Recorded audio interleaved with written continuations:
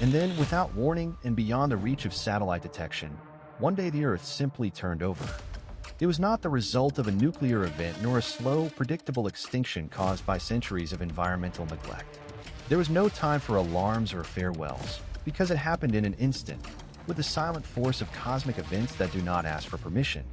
In a matter of seconds, the tectonic plates shed their millennia-old order like loose pieces in a poorly assembled puzzle. The oceans, vast and deep, rose with restrained fury and abandoned their basins, surging like liquid beasts toward where continents once stood. Simultaneously, mountain ranges sank and plains emerged. Everything switched places with brutal precision. The Atlantic Ocean, which for centuries had been an artery of civilizations and a graveyard of sailors, became a dry, elevated plateau, crisscrossed by ancient marine remains now exposed to the burning sun. Meanwhile, the Sahara Desert, that sea of scorching sand and impenetrable silence, collapsed upon itself and sank, swallowed by the crust as if answering an ancient command. In its place rose the deepest ocean humanity could ever dare to imagine, a saltwater abyss unfathomable, beyond any possible cartography or available technology. At 3:47 on August 17, 2032, something occurred that would defy not only human understanding, but also the physical laws that have governed Earth since its formation. A gravitational anomaly of unprecedented magnitude was recorded simultaneously by orbital observatories and seismic stations across the globe. Its origin remains to this day without a definitive explanation, though early reports suggest a possible connection to an extremely rare and still incomprehensible solar quantum phenomenon, a disruption of particles from the Sun's core that appeared to pulse toward Earth. The consequence was as sudden as it was brutal. The planet's mass distribution, which for billions of years had maintained a stable proportion, 71% of its surface covered by oceans and 29% by land, was reversed instantly and completely. But it wasn't an axial rotation, nor a physical flipping of the globe. It was something deeper and more bewildering.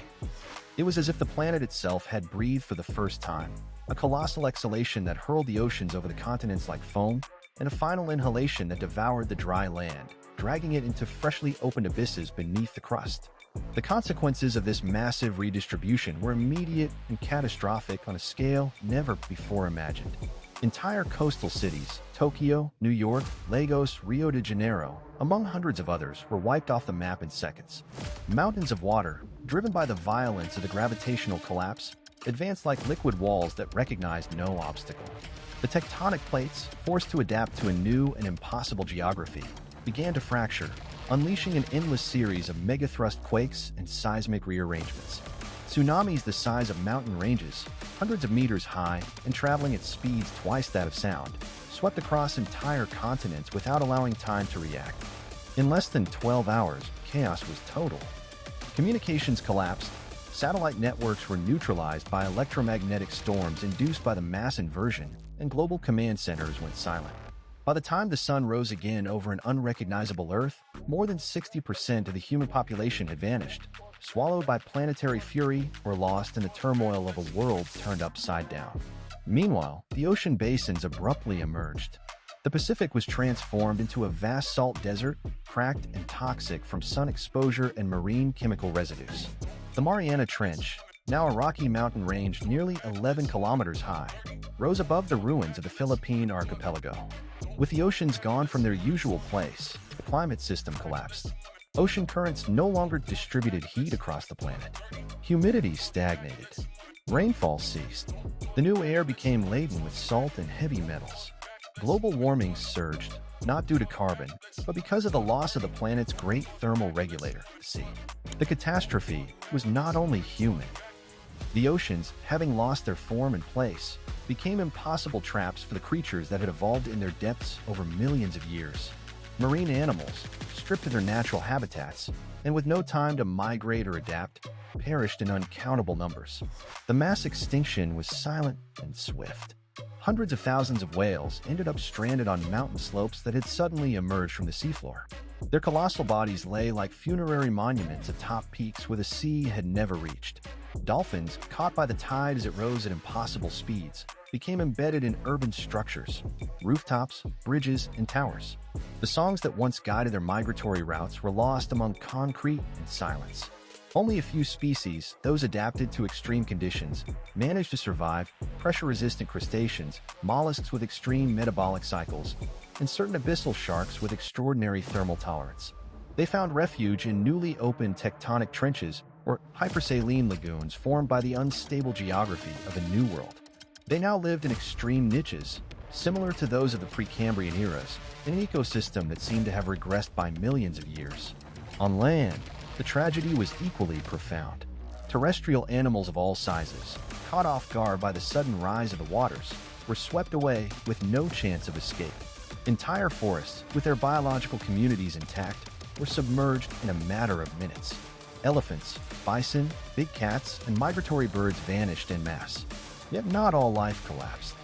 Reptiles, heirs to the biological resilience of the past, endured.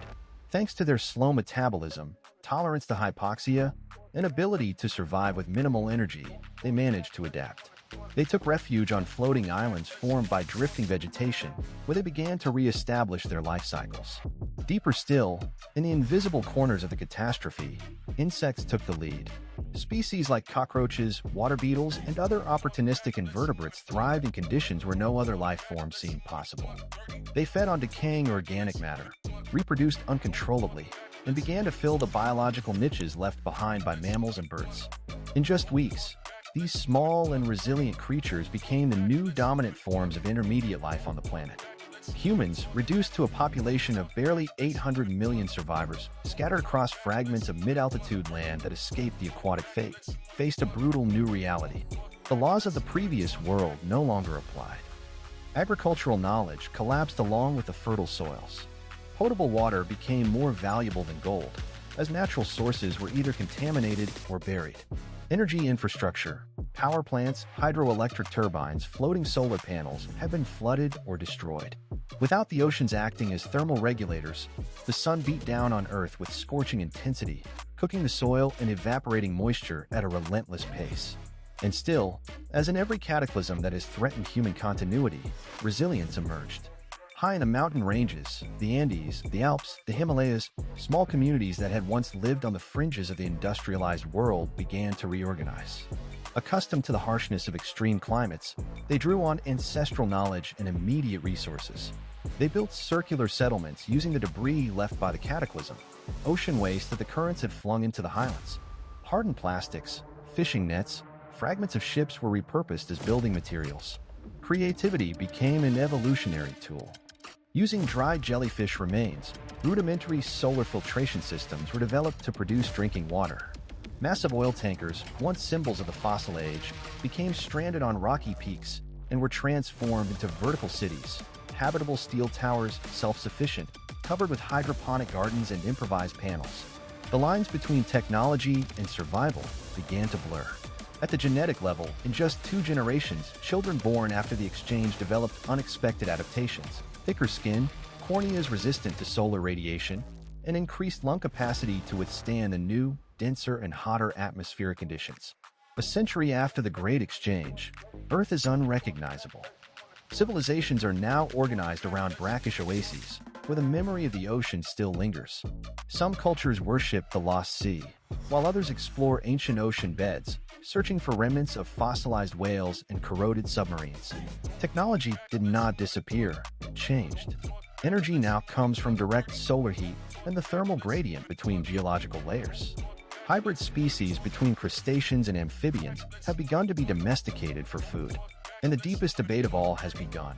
Should humanity attempt to reverse the change or fully adapt to this new planetary order? Because when water and land switched places, it wasn't just the map that changed. It was history, biology, and the very soul of the planet. Would we be ready if Earth decided to rearrange its rules once again? And once more, without warning,